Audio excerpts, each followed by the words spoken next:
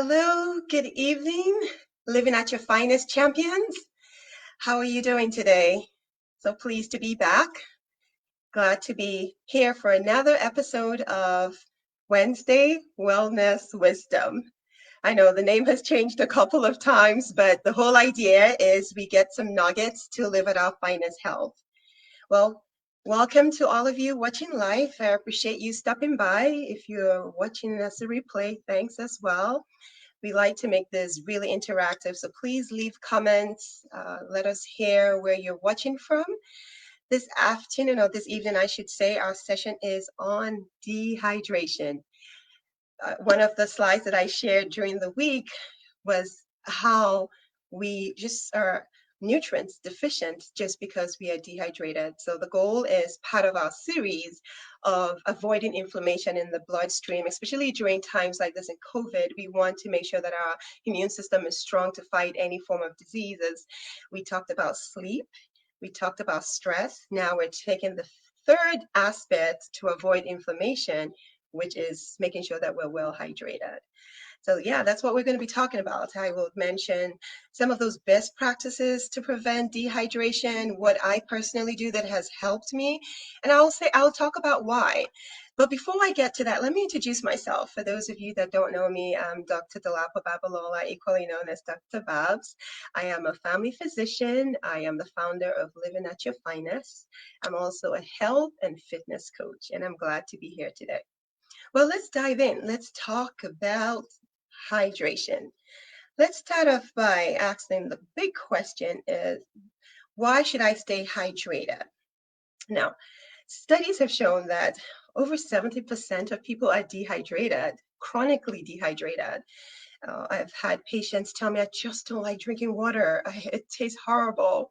I used to say that until I realized that there was a benefit for drinking water so that my body can function properly. So body composition, one of the slides I believe I shared just spoke about how much our body is made up of water, 60% of it, and the different organs have different categories of how much water it needs to function, like the brain, over 70%, the heart, true where all the blood flows and all the nutrients flow, needs also another 80% of water. So all the different organs in the body needs water to function. It's just like a car without gas. It's not going to move the way it needs to. So if we understand the relevance of being well hydrated, then maybe that might trigger us to drink more water. Now, proper functioning, again, that also comes to why we need to drink water. Now, let's dive in a little bit more about the proper functioning. I do have a slide to share. Let's see if it'll work. Okay, let's see. All right, so I hope you can see this slide. I sure hope so. So this slide gives us the miracle. It tells us about what does water do for the human body. So dehydration, it taxes the heart by causing it to pump faster and to get sufficient oxygen to our muscle. For the red blood cells, that's what carries all our oxygen. If we lack it, then we don't have proper functioning. Our joints, it needs to be lubricated. Any absence of if there's absence of water and hydration, it's going to cause the joints to hurt. There's going to be a lot of aches and pain. And I know I feel that, especially since I come from a family history of arthritis. If I'm not hydrated, it does affect my joints. It's not well lubricated. What's about memory? I had no idea about the memory, but again, everything works with water because our body is made, 70% of our body is made up of water. So for memory, it says prevent loss of memory as we age.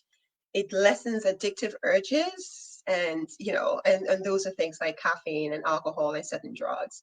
The one that I like the most is the fact that it cleanses out our body, just all the toxins. I don't know if you've ever noticed, if you're dehydrated, at least it's happened for me. When I go and use the bathroom, my urine is so yellow. I mean, it's so concentrated. That's how you know you're dehydrated, because you haven't had enough water to flush out all those toxins. You've done a disjustice to your liver and your kidneys, which are also excreting organs.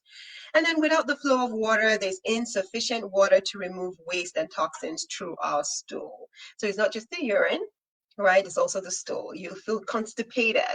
I mean, a lot of people want to take medication to prevent constipation, but how about just drinking water?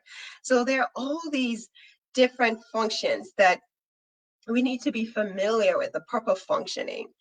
Now, let's talk about best practices to promote hydration. Now, I coin it under two categories. I say spice and schedule. Now, when I refer to spice, I mean spice up your water, right? I have some cucumbers here.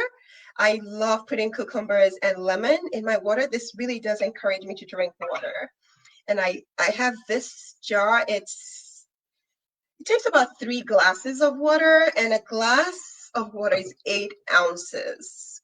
So that's what and it's interesting. Anytime I fill this container, I actually drink it. And then for the lemon, you know, I actually drink it first thing in the morning. So I'm able, it's encouraged that first thing in the morning, within 30 minutes of waking up, make sure it's not coffee, make sure it's not any of those other things that have, you know, addictive stuff in them. Make sure it's water that cleans out your body. You've slept overnight, 8 hours, thereabout, that's recommended, right? 7 to 8. So you drink water with lemon, and this is what I do. 3 glasses of water, and I make it very intentional. I am whether doing my meditation at the same time, because I tend to get distracted. So I stay in one place and I drink it up. And then it really helps me with my day. Now, the argument is, should it be cold water, warm water? I've seen benefits for both, but I tend to do more warm because it really just settles me down and it helps to warm up my internal organs. So I do recommend warm water, but either way, it doesn't matter, even if it's lukewarm water, as long as you're drinking some lemon water. Now, lemon has so many benefits. It's an anti-inflammatory. It helps with the skin, rejuvenate the skin. It alkalines your water, your body, because again, we always stay acidic. So the lemon helps to alkaline our body and helps it function a whole lot better. The cucumber, I love it because it really does, helps to replenish you as well, and you're not even as hungry. Now, when I speak about schedule, we all have to be intentional about it because we get really busy. I find the days where I don't exercise, if it's not on my schedule to exercise, I don't drink as much water. So I tend to set an alarm on my phone. There's several apps these days with water. I used to have some that would ring and ring every hour, but I turned it off because I needed to be conscious of my schedule. Days when I'm in clinic, I'm on the go, I forget to drink water, and I come home wondering why I'm so exhausted, and it's because I haven't taken time to drink water. So I have to be intentional about it. I have to schedule it. I drink this first thing in the morning, 3 glasses, and then at noon I try and drink another, and then in the evening. Now, you do want to make sure that, so you're not waking up and affecting your sleep pattern. You want to make sure that at least by 6, 7, at least 3 to 4 hours before you go to bed, that you stop drinking your water. Now, the question is, how much water do I need? Yes, that's the question. Now, the way it's recommended, evidence-based medicine, is that half of your body weight. So if you're 160 pounds, half of that's what, 160, that's 80. So about 80 ounces of water. So whatever your body weight is, half, provided you don't have any chronic diseases. You don't have congestive heart failure. You don't have kidney issues. So you always want to check with your doctor, check with your provider. The information I'm providing is general information for educational purposes. I don't know your unique situation. So always have that conversation with your doctor about how much water you need. But overall, it's half the body weight. Now, 8 ounces, again, is 1 cup of water, but scheduling it does really help.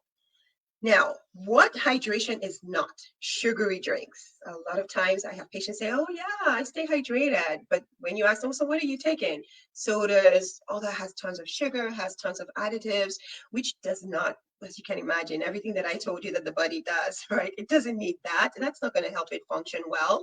It's like putting in your vehicle what you use to run a factory instead of foil. It's not going to run that way, and that's the way we need to see our bodies, that we need to foil it with what is required and what it's able to process and manage. All right, so not sugary drinks, not there's a lot of talk about Gatorade. I tend not to like Gatorade just because it has tons of sugar and it has the artificial coloring. Those things, I just don't see how it functions well. But again, you're your best teacher, you're your best advocate. So do the research and see what works, how you feel when you take it. So those are some of the points. And as we wrap up today, we already talked about your body weight, right? Half your body weight. So my call to action today, sorry, that was an error there. So which of the best practices would you employ?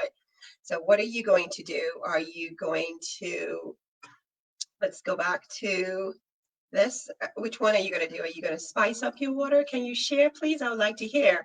I use cinnamon sticks as well because I understand that cinnamon sticks help to regulate your glucose. So which one are you going to employ? Are you going to put lemons? If it's not something you're already doing, if you're doing it, kudos. If you're not, are you going to start? Do you see the benefits? So I hope that I've been able to convince you that yes, staying hydrated really does play a significant role in our well-being and helping us live at our finest health. I hope that this has been useful. I hope that you would share with friends and family, encourage each other to drink more water so that we don't have all the complications of constipation, of all the other things. They're just skin problems, muscle twitch, arthritis, all the complications that come from being dehydrated, and most especially nutrients deficiency, because your nutrients, you eat such a healthy meal, but then you're dehydrated. So all the nutrients are not able to be absorbed properly. Well, thanks for staying tuned. I appreciate you staying tuned to the very end.